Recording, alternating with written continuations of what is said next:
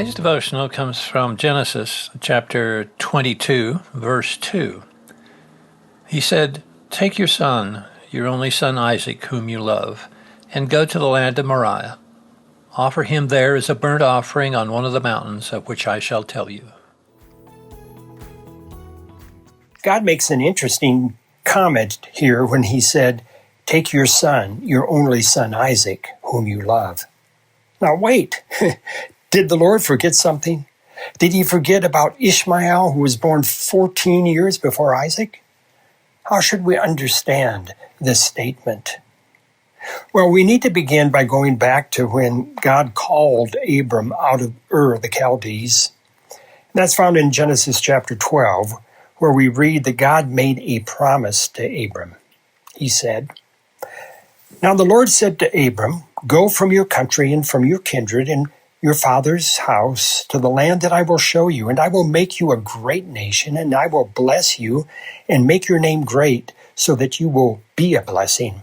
I will bless those who bless you, and him who dishonors you I will curse, and in you all the families of the earth shall be blessed."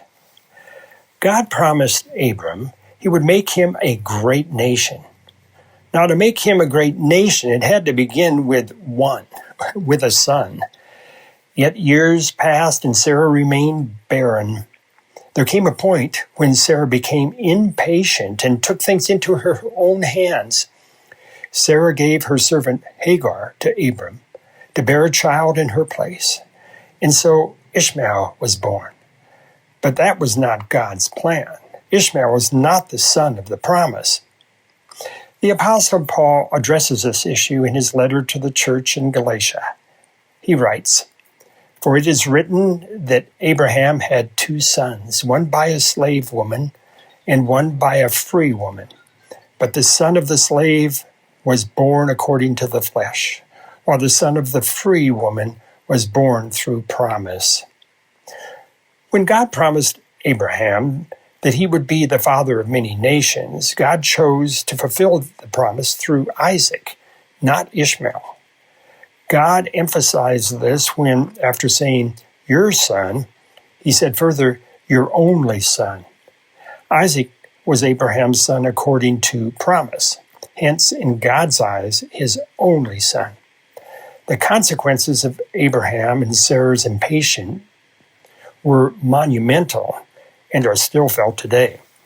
From that day to the present day, there have been conflict between Ishmael's offspring and Isaac's offspring. So, what is the lesson for us today? First, impatience can lead to rash and ill-advised choices, resulting in life-changing consequences. Second, timing is critical. Let God determine the correct time. Wait for him. Let him take the lead. Third, God is faithful and gracious even when we are not. There is always hope.